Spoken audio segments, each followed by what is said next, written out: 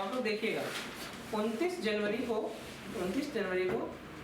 2023 वाले पेपर में, पिछले साल वाले में एक क्वेश्चन आया और उसमें उन्होंने दिया, इलेक्ट्रोकेमिस्ट्री क्वेश्चन है, उन्होंने दिया स्टैंडर्ड इलेक्ट्रोड पोटेंशियल। क्या दिया? Standard electrode potential. अच्छा, स्टैंडर्ड इलेक्ट्रोड पोटेंशियल क्या होता है? Generally standard reduction potential. और उन्होंने उसमें दिया कि जैसे रिडक्शन है लाइक m+3 कंडीशन से m+2 हो रहा है, ठीक है। न्यूनीकरण, रिडक्शन मतलब न्यूनीकरण, ठीक है। तो क्या हो रहा है? रिड्यूस हो रहा है, ठीक है। तो रिड्यूस करने का पोटेंशियल अब यहाँ पर दिया, इन्होंने एग्जांपल दिया वेनेडियम, दूसरा एग्जांपल था chromium, manganese, cobalt, chromium, manganese और कोबाल्ट। और जो ये सबकी Cp की जो वैल्यू थी वो थी -0.26, दूसरी की वैल्यू थी -0.41, तीसरे की थी +1.57 और चौथे की थी +1.97, ठीक है। वोल्ट में होती, जानते ही आप लोग, ठीक है। अब आपसे कहा कि the metal ion which can liberate hydrogen, ऐसे metal ion which can liberate hydrogen gas, बैठ जाइए विद डाइल्यूट एसिड, ठीक है। एग्जाम्पल है B+2 एंड Mn+2 पहला ऑप्शन, दूसरा ऑप्शन यहाँ दिया Cr+2 Cu+2, Cr+2 and CO+2 white, ठीक है।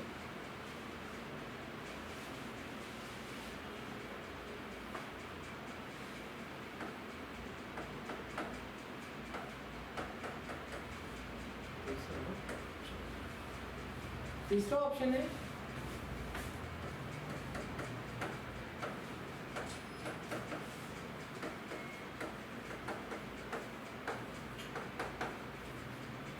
चलिए आंसर बताइए, कोई ट्राई करेगा? कुछ है ही नहीं क्वेश्चन में कुछ भी नहीं है। यहाँ पर क्या लिखा हुआ है? इलेक्ट्रोड पोटेंशियल दिया हुआ है। और हम लोग जब पढ़ते हैं तो हम लोग पढ़ते हैं मैं ऐसे ही आंसर बता सकता हूँ, मैं तो बिना ये देखे आंसर बता दूंगा। दिखाओ कैसे? आपने लिया वेनेडियम को और हाइड्रोजन को, आपने लिया क्रोमियम को, आपने लिया मैग्नीज को और आपने लिया कोबाल्ट को। अच्छा, हाइड्रोजन का क्या होता है? तो कहेंगे सर 0.00 वोल्ट, ठीक है। अभी देखो ये सब है, हाइड्रोजन का कितना होता है? तो कहेंगे 0.00 वोल्ट होता है ना। अच्छा, किसका इलेक्ट्रोड पोटेंशियल हाइड्रोजन से ज्यादा है? तो कहेंगे सर इसका ज्यादा है और इसका ज्यादा है। अच्छा, प्रेफरेंशियल डिस्चार्ज थ्योरी पढ़ाया था, कोई बता पाएगा? तो कहेंगे सर वो थ्योरी सिर्फ इतना कहती थी कि अपर मेटल या upper cation can replace lower cation from its salt solution. चलो मैं यहाँ पर मान लेता हूँ एसिड है HCl या H2SO4 मान लेता हूँ, डाइल्यूट एसिड लिखा है ना H2SO4, तो ये टूटेगी तो बनेगा 2H + SO4 2 माइनस, हाँ धनायन ऋणायन सब जानते हैं ना, कैटायन है बना। और ये सब मेटल है तो मेटल हमेशा कैटायन ही बनाएंगे। चलो मैं मान लेता हूँ वेनेडियम आयन, इसको मान लेता हूँ वेनेडियम आयन। अच्छा, वेनेडियम आयन की जो वैल्यू है 0 से ज्यादा कि 0 से कम? हाँ 0 से कम। तो जिसका इलेक्ट्रोड पोटेंशियल कम होता है वो ज्यादा इलेक्ट्रोड वाले को क्या करते हैं? इलेक्ट्रोड पोटेंशियल वाले को क्या करते हैं? निकाल देते हैं और कहाँ भेज देते हैं? जैसे कैटायन है तो कैथोड पे जाके जमा होने को क्या कहते हैं? आप सोल्यूशन से निकल करके कहाँ चले जाइए? कैथोड पर। कहाँ पर? ठीक है, आप लोग जो नए बच्चे हैं उनको नहीं आएगा, लेकिन आप समझिए इसका मतलब क्या वेनेडियम के पास ये ताकत है कि वो हाइड्रोजन को यहाँ से निकाल दे? कहेंगे बिल्कुल, क्योंकि उसका रिडक्शन पोटेंशियल क्या है? कम। अरे एक आदमी 5000 में काम कर रहा था, एक आदमी 50000 में, तो किसको निकालोगे? सेम काम। तो 5000 वाले ने किसको रिप्लेस कर दिया? 50000 वाले को। इसी तरीके से जिसका इसका मतलब 5000 में कर रहा है, इसका मतलब उसके पास मशीन उशीन ज्यादा होगी, तो कम समय में करके निकल जाएगा, उसकी लागत निकल रही, तभी तो वो ज्यादा पावरफुल आदमी है ना, ज्यादा पावरफुल आदमी है ना। तो जो ज्यादा पावरफुल होगा वो ज्यादा पैसा चार्ज करेगा, कम पैसा चार्ज करेगा? कम। क्यों? क्योंकि उस काम को बहुत जल्दी खत्म कर सकता है। तो कहने का क्या मतलब है, नहीं समझ में आया क्या? जैसे आप जाओ लाइसेंस बनवाने, तो बिचौलियों के थ्रू जाओ या सीधे जो बनाते हैं उनके पास चले जाओ, तो कौन सी फीस लेकर के काम कर देगा? बिचौलिया। तो उसको क्या मिलेगा? जो डायरेक्ट बनाता है। और कौन कहेगा अरे साहब मानेंगे नहीं, अभी ये सब कराना है 2000 लगेगा, तो कौन ज़्यादा पैसा लिया? बिचौलिया। कौन कम लिया? डायरेक्ट वाला। तो कहने का क्या मतलब, इसी तरीके से इसका इलेक्ट्रॉन पोटेंशियल कम है, तो ये इसको रिप्लेस कर देगा, ये जाकर के किस फॉर्म में डिपॉजिट हो जाएगा? H2। इसका मतलब वेनेडियम वाला ऑप्शन सही है। तो इसमें देखो 4 ऑप्शन में वेनेडियम कौन कौन में है, तो इसमें नहीं है तो ये काट दो, और इसमें ये नहीं है तो काट दो। अब बात सुना, क्रोमियम की वैल्यू है -0.41 और हाइड्रोजन की 0 है, तो अभी भी ये वैल्यू कम है कि ज़्यादा है? तो जिसका इलेक्ट्रोड पोटेंशियल कम होगा वो किसको रिप्लेस कर देगा? तो कैटायन में कौन सा बचेगा? क्रोमियम बचेगा और हाइड्रोजन वहां से निकल जाएगी। तो क्वेश्चन पूछा भी तो है कि ऐसा कौन कौन सा जिसमें हाइड्रोजन गैस निकलेगी। तो ये आंसर क्या हो गया? वेनेडियम और क्रोमियम। तीसरा ऑप्शन सही है। अब कहेंगे सर इसमें क्यों नहीं निकलेगी? यहाँ पे देखना, यहाँ Mn+2 और हाइड्रोजन क्या H+, इसकी वैल्यू है +1.57 और इसकी वैल्यू है 0.00 वोल्ट। बात समझ में आ रही है? अब कौन सी वैल्यू छोटी है? ये वाली। तो लोअर कैटायन, अपर कैटायन, मतलब अपर कैटायन वो होते हैं जिनका प्रेफरेंशियल डिस्चार्ज थ्योरी में नाम ऊपर आता है। नाम ऊपर किसका आता है? जिसका रिडक्शन पोटेंशियल कम होता है। तो जिसका रिडक्शन पोटेंशियल कम है वो किसको रिप्लेस कर देगा? ज्यादा वाले को। तो सॉल्यूशन के अंदर से कौन निकल जाएगा? मैग्नीज। कौन? और कहां पर आकर के इकट्ठा हो जाएगा? रॉड पर। तो कौन बचा रह गया? तो इसमें हाइड्रोजन निकलेगी क्या? नहीं। क्या निकलेगा? अब समझ में आया? बहुत टफ था। 29 जनवरी 2023 जेई मेंस देख लीजिए। देखो निमोनिक्स के हिसाब से लिख भी काने मुगल मंजन, मंजन मतलब मैग्नीज, कर फिर कोल्डिंग को नीचे कुछ भी, हाँ हाइड्रोजन नीचे आ रहा है और मैग्नीज ऊपर आ रहा है निमोनिक्स के हिसाब से ना। ये निमोनिक्स सिर्फ तब लगाना है जब क्वेश्चन में ये वैल्यू ना दी गई। आपके क्वेश्चन में एग्जामिनर ने मैग्नीज के लिए प्लस को ले लिया, जबकि मेरे निमोनिक्स में वो 0 के पहले आ रहा था, नेगेटिव होना चाहिए था। तो ये ध्यान रखना है, निमोनिक्स तब काम करेगा जब वैल्यू ना दी हो, ठीक है। और निमोनिक्स को कब अवॉइड करेंगे? जब हमको वैल्यू दी होगी, ठीक है। चलिए हम लोग पढ़ने जाना है कोहराउल्स लॉ फॉर मोलर कंडक्टेंस, ठीक है, एट इनफाइनाइट डाइल्यूशन।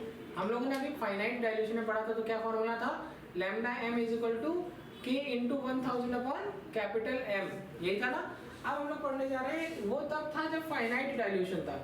अब हम लोग इनफाइनाइट मतलब बहुत लंबे पानी मिलाए जा रहे हैं, डाइल्यूट किए जा रहे हैं, ठीक है। और तो जब हम बहुत इनफाइनाइट टाइम तक डाइल्यूट करेंगे तो सबके सब आयन क्या हो जाएंगे?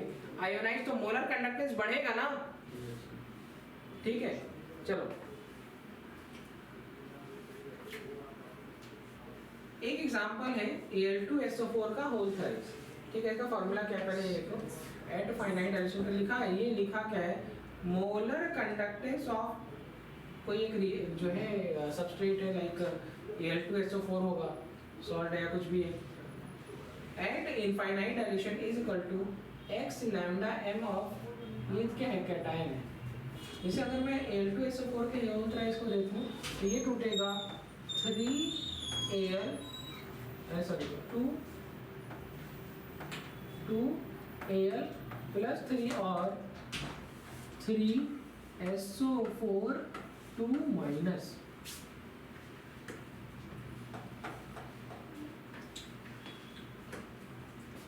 टूटेगा। ये जो ये है this is x and this is ठीक है। अब इसको सॉल्व करने का तरीका क्या है? इसको सॉल्व करने का तरीका ये है फॉर्मूले में लिखने का lambda m at infinite dilution of Al2SO4 whole thrice is equal to 2 lambda m at infinite सब की वैल्यू होगी, ठीक है। और Al plus 3 lambda m infinite SO4 2 minus. बात समझ में आ गई?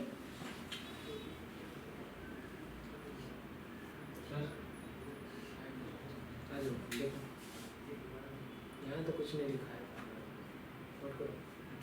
चलिए इक्विवेलेंट कंडक्टर्स में हमने क्या देखने को मिला कि हमने एक कोई सॉल्ट लिया या कुछ भी लिया, उसको आयनाइज किया तो हमको वो पूरा जो है आयन के फॉर्म में इस तरीके से मिला, और ये है उसका स्टीकियोमेट्रिक कोफिशिएंट। जब हम इसका equivalent conductance of AX/BY eight infinite dilution में किया तो हमको क्या फार्मूला मिला? Lambda equivalent infinite is equal A plus Y और B माइनस X, ठीक है। इस पूरे फॉर्मूले में एक चीज हमें देखने को नहीं मिली, वो है आगे लगा हुआ स्टीकियोमेट्रिक कोफिशिएंट। तो इसका मतलब मोलर कंडक्टेंस स्टीकियोमेट्रिक कोफिशिएंट पर डिपेंड करता है, जबकि इक्विवेलेंट कंडक्टेंस स्टीकियोमेट्रिक कोफिशिएंट पर नहीं डिपेंड करता है, ठीक है। चाहो तो इस बात को लिख लो, देखो equivalent conductance is independent of stoichiometric coefficient, ठीक है, of anion and cation, but molar conductance depends।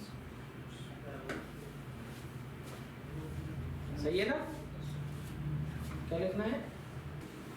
क्या मोलर कंडक्टेंस और इक्विवेलेंट कंडक्टेंस के बीच में क्या रिलेशन डेवलप होगा? चलिए देखते हैं एक छोटे से एग्जांपल से। आपने लिया Al2SO4 का whole thrice 2Al plus 3 plus 2 minus. अगर मैं equivalent conductance and infinite dilution बोलूँगा, मैं बोलूँगा lambda equivalent infinite Al plus 3 plus lambda equivalent SO4 2 minus at infinite dilution, ठीक है। और अगर मुझे मोलर कंडक्टेंस ऑफ Al2SO4 का होल थ्राइस करना हो तो हमको मिलेगा लैम्डा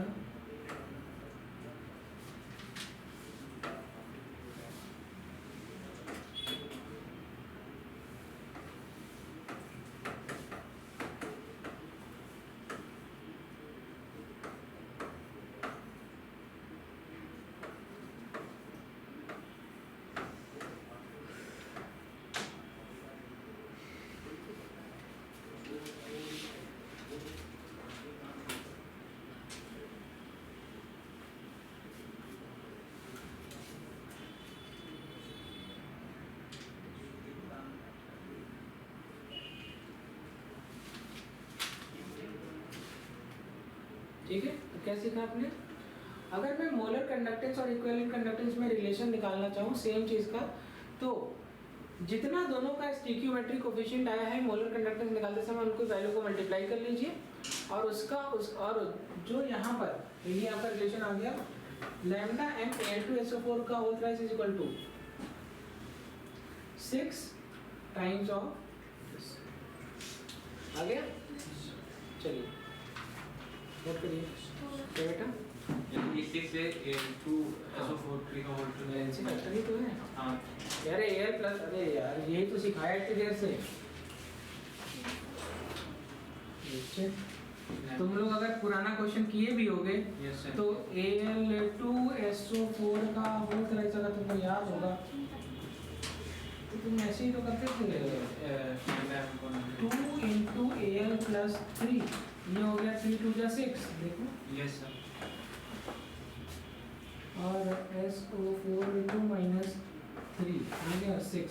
n की वैल्यू क्या होगी 6। अरे यहाँ पे अभी आज तो तुम ही तो बताए हो lambda m upon lambda equivalent is equal to n होता है। तो अगर मुझे ये निकालना है लैम्डा m, तो क्या मैं n इंटू लैम्डा इक्विवेलेंट नहीं लिख दूंगा क्या? तो ये क्या है, तो कहें इसकी वैल्यू 6 है और ये लैम्डा इक्विवेलेंट है इनफाइनाइट डाइल्यूशन Al2SO4 और ये हो गया लैम्डा m Al2SO4 का होल राइट। सॉल्व हो गया, ऐसे ही तो सॉल्व किया। वो शॉर्ट है लॉन्ग हाँ वो शॉर्ट है वो लॉन्ग है, ये हम लोगों ने पहले ही सीख लिया, इसीलिए उसने जो बताया है उसी से बताया। चलिए थैंक यू।